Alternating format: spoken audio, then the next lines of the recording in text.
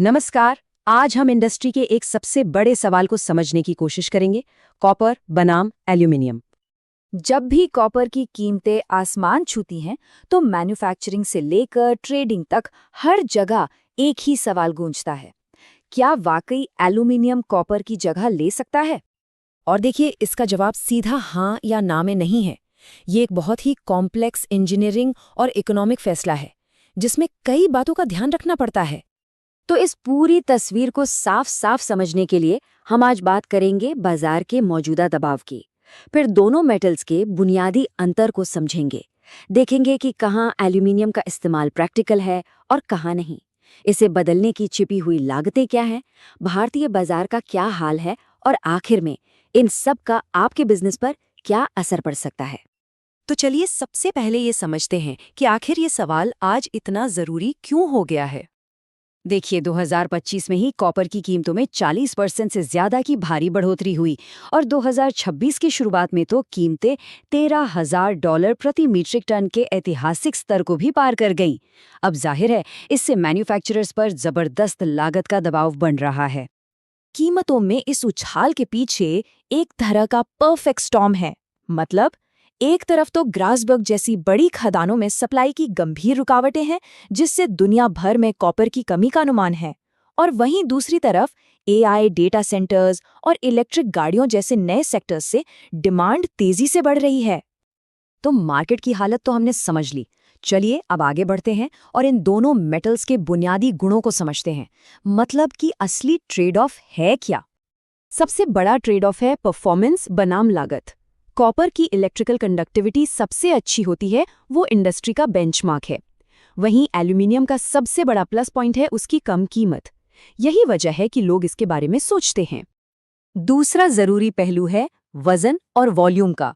Aluminium हल्का जरूर है, लेकिन उसकी कंडक्टिविटी कम होने की वजह से उतनी ही बिजली ले जाने के लिए उसके तार मोटे बनाने पड़ते हैं, और ये चीज सीधे सीधे आपके कंपोनेंट के डिजाइन पर असर डालती है।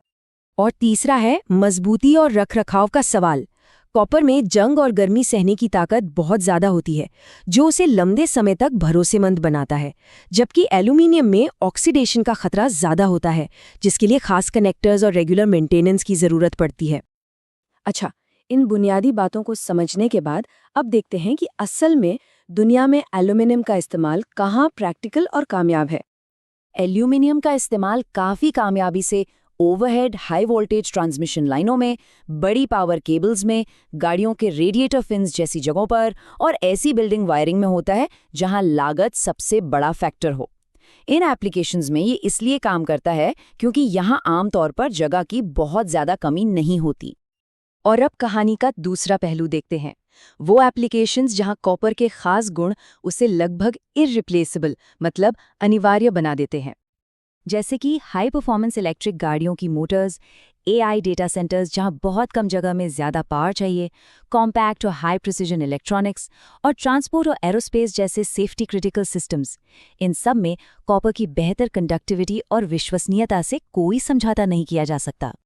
तो यहाँ सबसे जरूरी बात यह है कि फैसला सिर्फ प्रति किलो की कीमत पर नहीं होता। मटेरियल बदलने के साथ कई छिपी हुई लागतें यानी हिडन कॉस्ट्स भी आती हैं। इसे एक चेन रिएक्शन की तरह समझिए। सबसे पहले आपको मोटे तारों की जरूरत पड़ती है, फिर ऑक्सीडेशन से बचने के लिए स्पेशल कनेक्टर्स चाहिए होते हैं।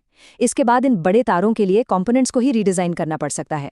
रख रखाव और निगरानी बढ़ जाती है, और आखिर में नए मटेरियल के लिए आपको दोबारा सर्टिफिकेशन भी करवाना पड़ सकता है।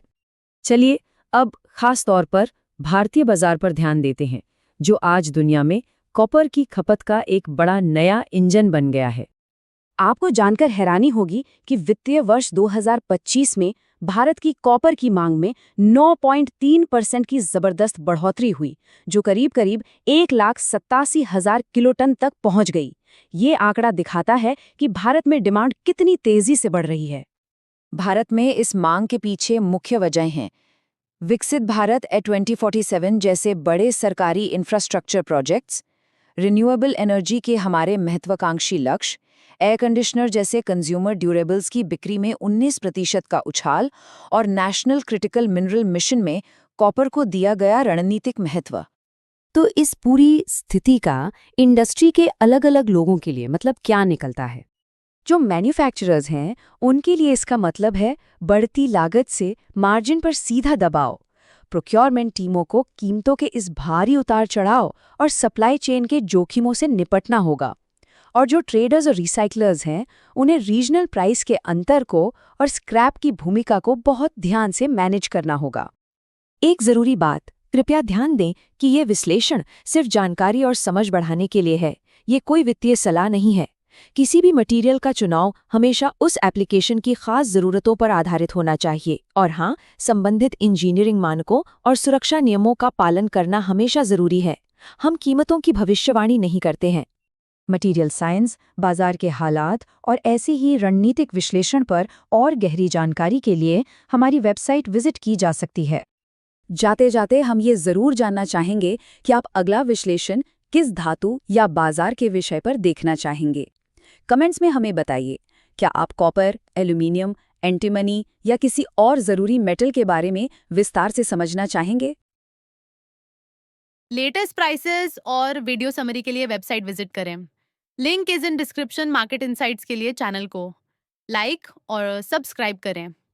Thank you for watching this video.